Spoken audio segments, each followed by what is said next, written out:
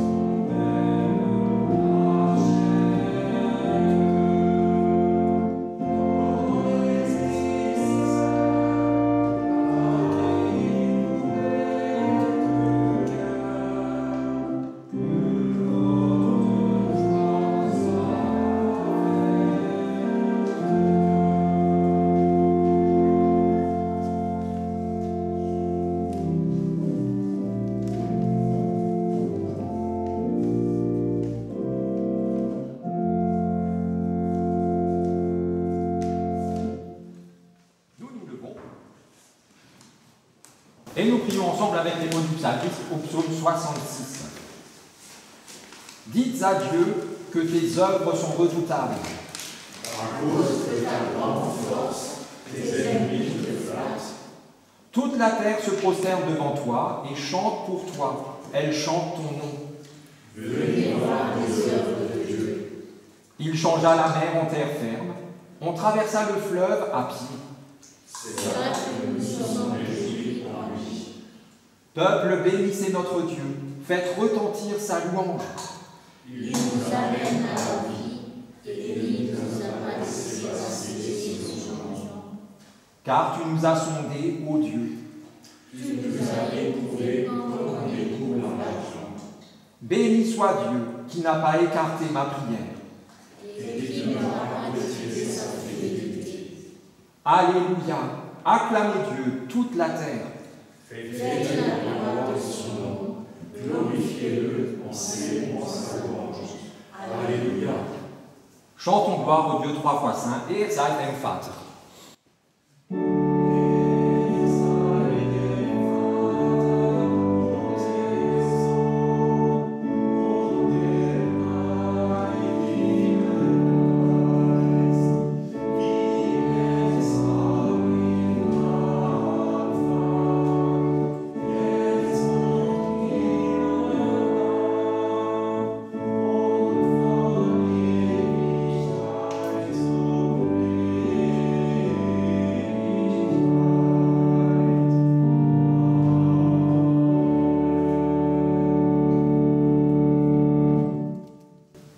Parce que nous sommes sûrs de l'amour de Dieu pour nous, nous pouvons reconnaître devant lui ce qui nous sépare de lui.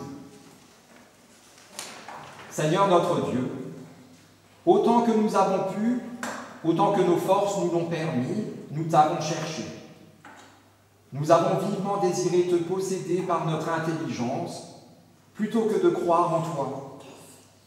Nous avons beaucoup discuté, mais sans nous entendre, et surtout sans t'écouter, toi. Nous avons peiné physiquement et spirituellement. Seigneur notre Dieu, toi notre unique espérance, exauce-nous et ne nous laisse jamais nous lasser de te chercher. Mais ravive en nos cœurs l'ardent désir d'être tout près de toi. Seigneur notre Dieu, nous voici devant toi, avec nos forces et nos faiblesses. Soutiens les premières et guéris les secondes. Nous voici devant toi, avec notre science et notre ignorance. Toujours davantage, donne-nous de te découvrir, de te comprendre et de t'aimer. Oui, Seigneur, nous t'en prions, prends pitié de nous. Herr, erbarme dich.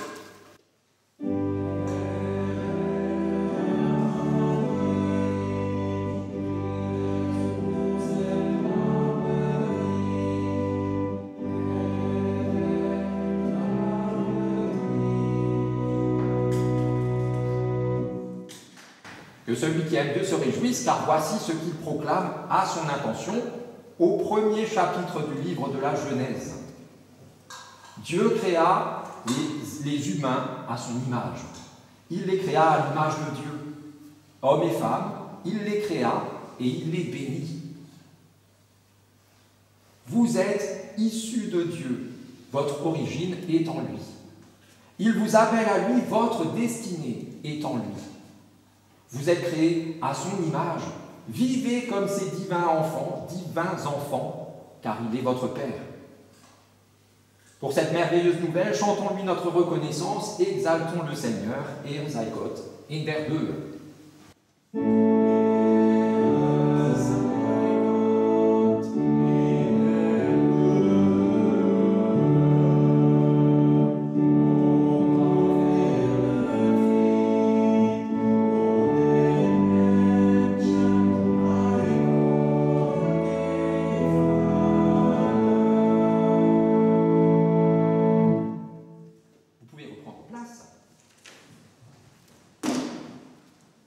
Et avant d'entendre la première lecture pour ce matin, nous prions pour que ces paroles deviennent pour nous paroles de vie.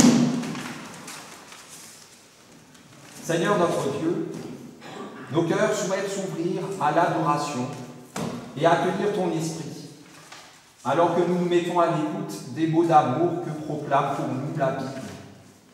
Ces paroles par lesquelles tu t'annonces et tu te donnes à nous. Ces paroles par lesquelles tu nous dis la vie et la foi que tu veux pour nous. Qu'à l'écoute de ta parole de vérité, nous soyons à présent conduits dans ta volonté. Et que par ton esprit, cette volonté devienne la nôtre, au quotidien et à jamais.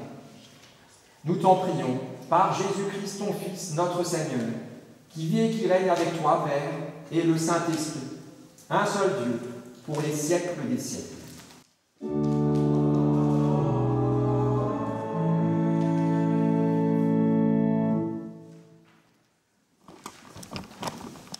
Tiré de l'épître de Jean, la première épître de Jean. Ce n'est pas l'évangile de Jean, c'est l'épître. Quiconque croit que Jésus est le Christ est né de Dieu. Et quiconque aime celui qui fait naître, aime aussi celui qui est né de lui. À ceci, nous savons que nous aimons les enfants de Dieu, quand nous aimons Dieu et que nous agissons selon ses commandements. Car l'amour de Dieu, c'est que nous gardions ses commandements. Et ses commandements ne sont pas un fardeau. Parce que tout ce qui est né de Dieu est vainqueur du monde. Et la victoire qui a vaincu le monde, c'est notre foi. Qui est vainqueur du monde, sinon celui qui croit que Jésus est le Fils de Dieu?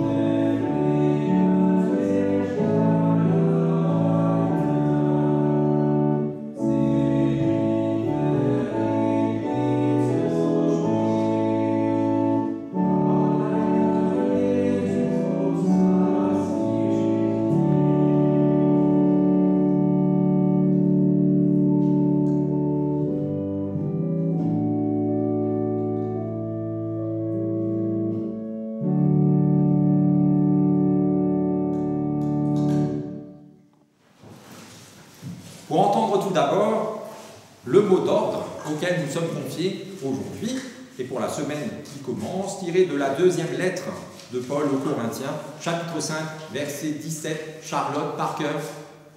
Ah, trop tôt. Si quelqu'un est en Christ, il est une nouvelle créature. Les choses anciennes sont passées, voici toutes choses sont devenues nouvelles. Acclamons l'Évangile en chantant Alléluia.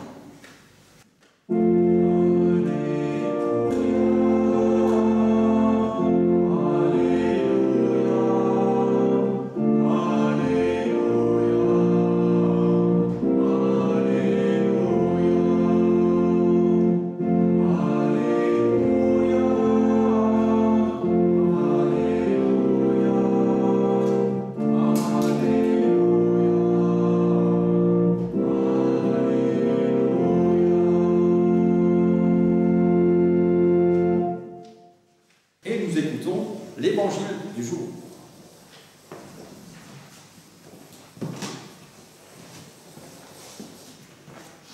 L'Évangile est tiré de l'Évangile de Jean, chapitre 15, versets 1 à 9.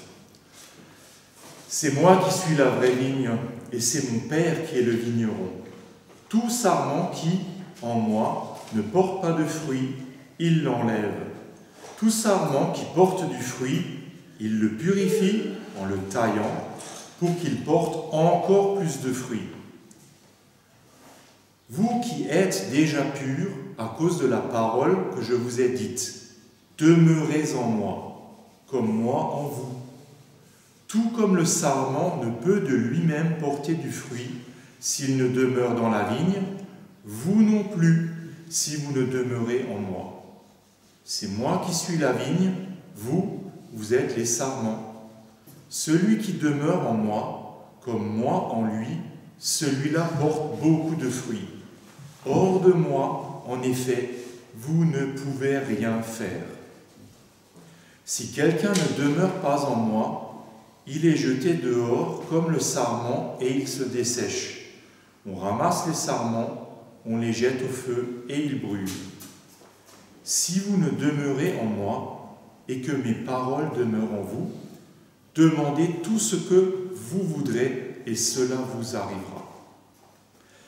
Mon Père est glorifié en ceci, que vous portiez beaucoup de fruits et que vous soyez mes disciples. Comme le Père m'a aimé, moi aussi je vous ai aimé. Demeurez dans mon amour. Seigneur, ta parole est la vérité. Enseigne-nous à marcher selon ta vérité. L'Obsaïdir au Christ.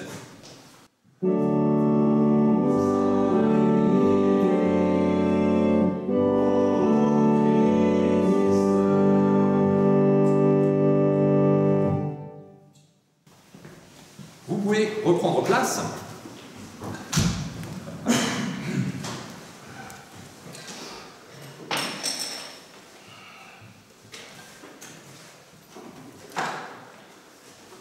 Aujourd'hui, vous avez droit à une double question du jour. Voilà. Quelle est votre relation à Dieu et quelle est votre relation au monde? Alors, le plus souvent, on va différencier les deux, séparer cette question en deux et répondre pour chaque morceau à part. Souvent, c'est ce qu'on fait. On pense ainsi que c'est le plus simple. Voilà. Et pour répondre à cette double question, on peut utiliser des adjectifs, des adverbes, des noms communs. Par exemple, ça se passe plutôt bien. On a une relation amicale, voire même fraternelle, une relation de confiance presque exclusive, etc., etc. On peut répondre comme ça. On peut aussi y répondre à l'aide d'expressions imagées toutes faites, toutes prêtes à l'emploi. Dieu et moi, c'est l'amour fou. On est comme les 5 doigts de la main, rien qu'à nous deux, etc., etc. À moins que ça ne soit une relation difficile, conflictuelle ou simplement inexistante, parce qu'on est comme chien et chat. Ça peut aussi être le cas. Alors, si cette question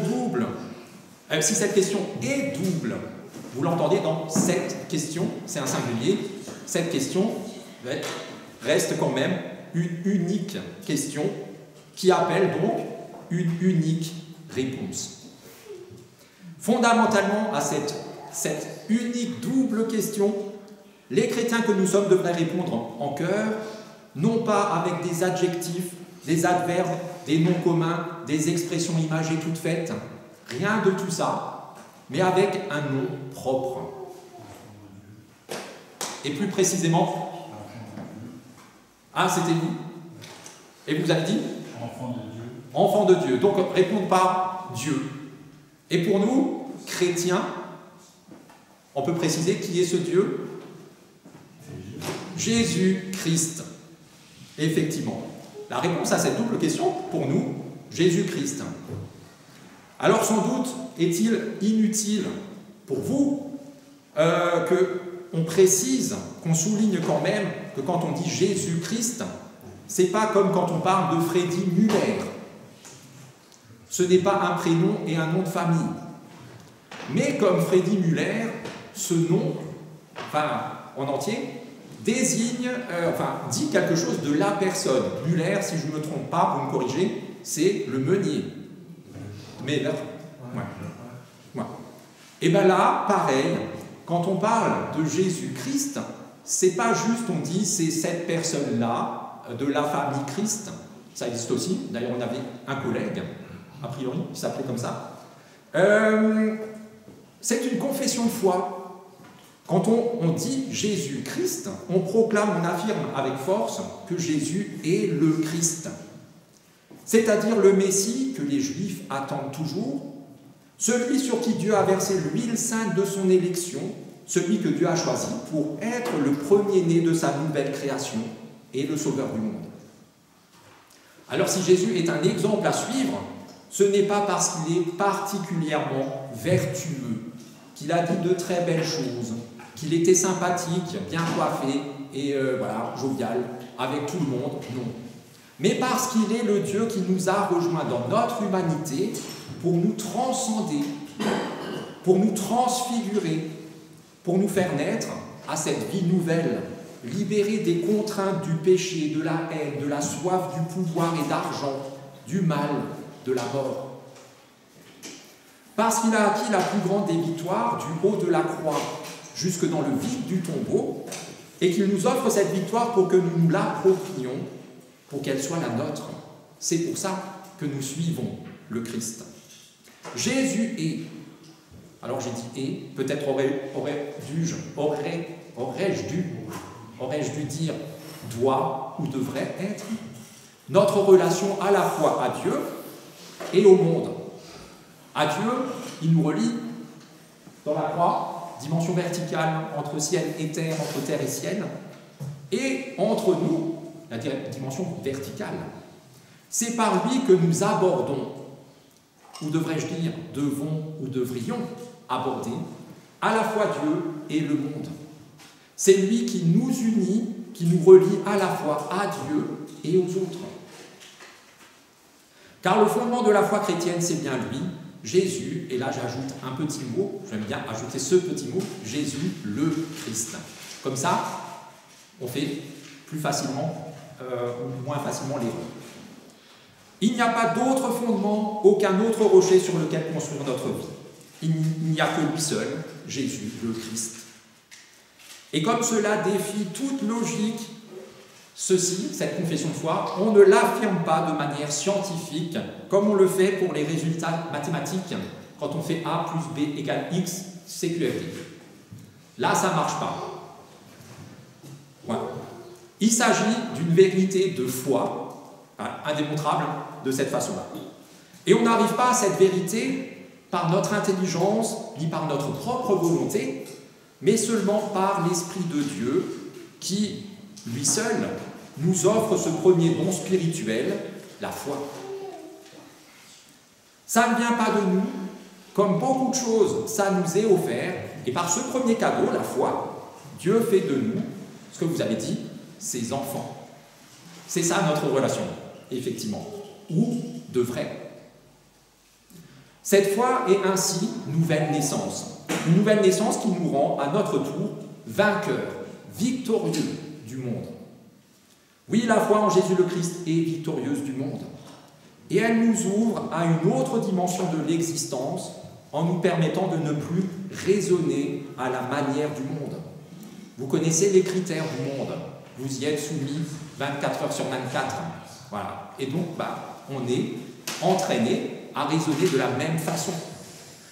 Cette nouvelle naissance nous permet de ne plus nous plier aux valeurs du monde, de ne plus nous conformer à lui, c'est-à-dire de ne plus prendre la forme que le monde attend que nous prenions. Le monde veut que nous soyons formatés à son image, mais nous sommes créés à l'image de Dieu. Et donc, d'entrer dans cette ressemblance à Dieu, et ça on vient de le redire, on l'a dit au début du culte, nous sommes créés à l'image de Dieu, prenons la forme, la sienne. Cette foi victorieuse, cette autre dimension de l'existence, par la foi et non plus par la vue, nous entraîne alors à rechercher et à vivre la volonté de Dieu pour notre vie et pour le monde. Alors cette volonté, la volonté de Dieu, dans la Bible, elle est exprimée de bien des façons, mais Jésus la résume très simplement en disant « Aime Dieu par-dessus tout et les autres autant que tu t'aimes toi. » Voilà, point. L'amour de Dieu et l'amour des autres sont si intimement liés que l'un ne va jamais sans l'autre, que l'un implique toujours l'autre. Si tu dis que tu aimes Dieu et que tu hais ton voisin que tu vois, tu ne peux pas aimer, tu mens, tu ne peux pas aimer Dieu que tu ne vois pas. C'est dit, je ne sais plus où, dans la Bible, cherchez, vous trouverez. C'est dit aussi, cherchez et vous trouverez. Ce n'est que dans l'amour reçu et partagé que notre foi est victorieuse du monde. Ce n'est qu'en aimant Dieu et tous ses enfants, même ceux qui nous haïssent, que notre foi triomphe des épreuves et des ténèbres.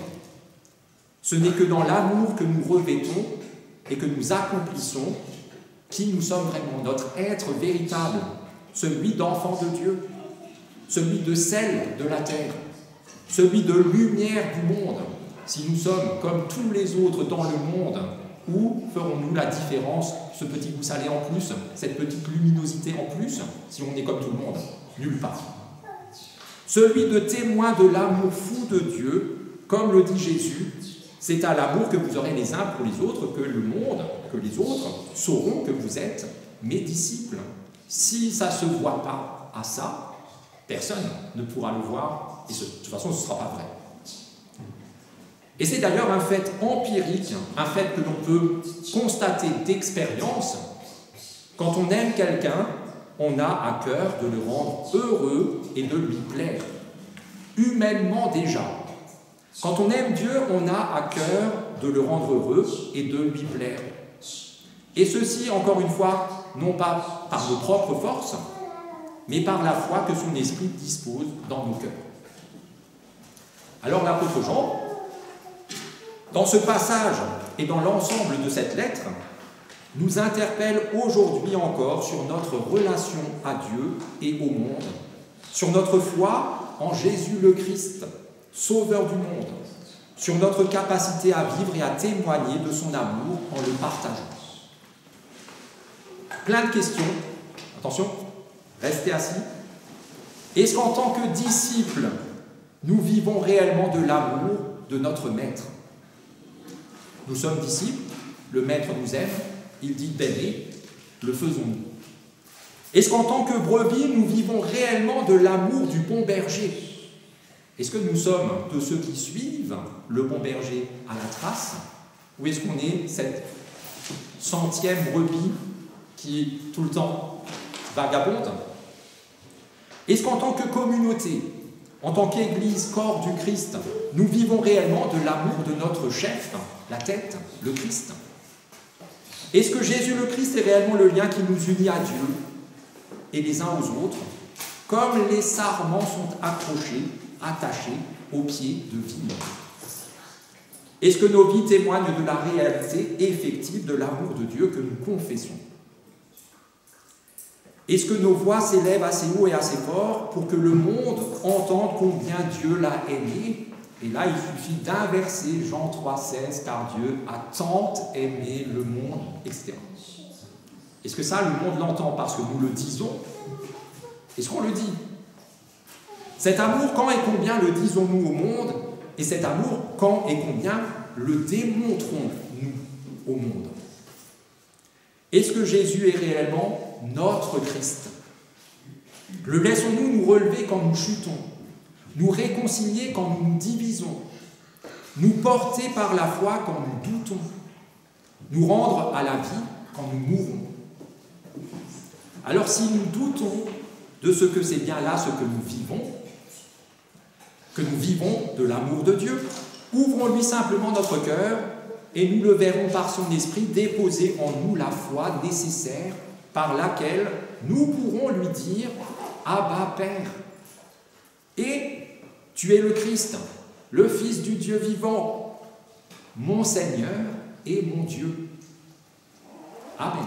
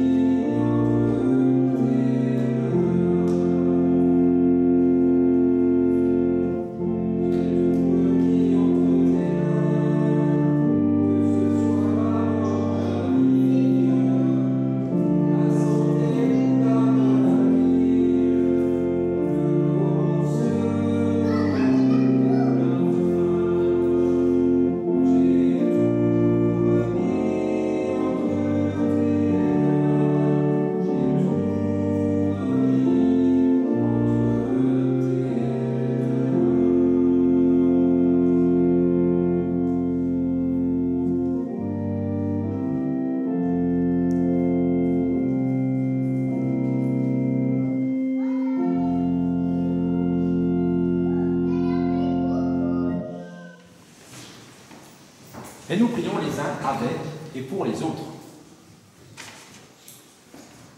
Dieu Tout-Puissant, Père adoré, que chaque première pensée et chaque dernière pensée de chacune de mes journées soit tournée vers toi dans la louange. Pour chacune des merveilles que tu distilles dans ma vie, sois loué. Pour l'ensemble de ta création et pour ma personne, sois loué. Pour ta venue dans ce monde à ma recherche, sois loué. Pour toutes ces personnes que tu places dans ma vie, pour m'entourer de leur affection, sois loué.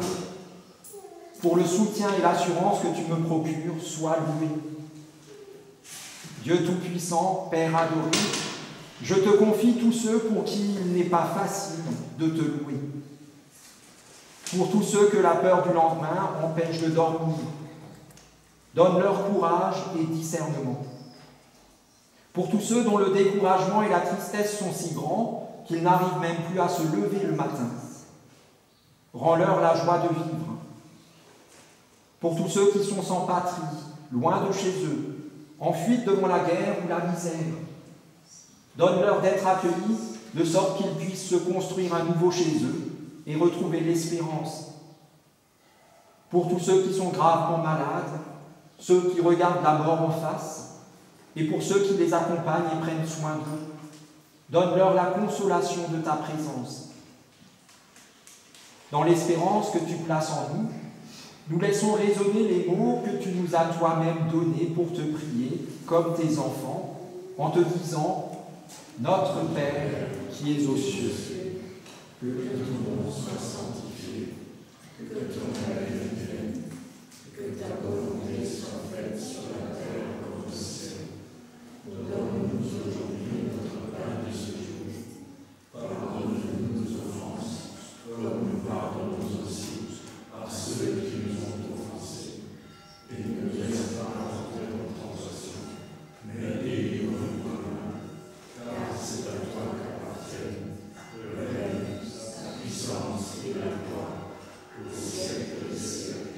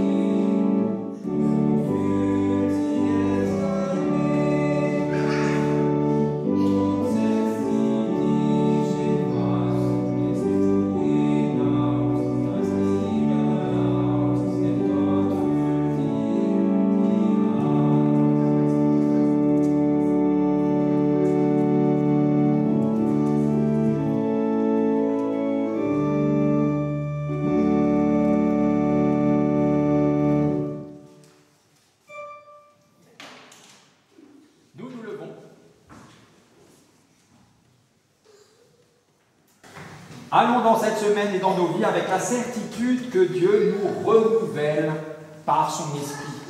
Une certitude, puisqu'il nous le promet par la bouche du prophète Ézéchiel, lorsqu'il dit ceci: « Je vous aspergerai d'une eau pure, et vous serez purs. Je vous donnerai un cœur nouveau, et je mettrai en vous un souffle nouveau. J'ôterai de votre chair le cœur de pierre, et je vous donnerai un cœur de chair. Vous serez mon peuple, et moi, je serai votre Dieu. » Aussi dure que soit notre vie, aussi lourdes nos difficultés, soyons dans la joie, car le Christ, notre Sauveur, nous partage sa victoire sur tout mal. Et qu'ainsi Dieu notre Père, par son Esprit, vous accompagne et vous conduise, qu'il vous affermisse dans son alliance éternelle, en Jésus-Christ son Fils, notre Seigneur. Et soyez bénis, vous êtes bénis. Amen.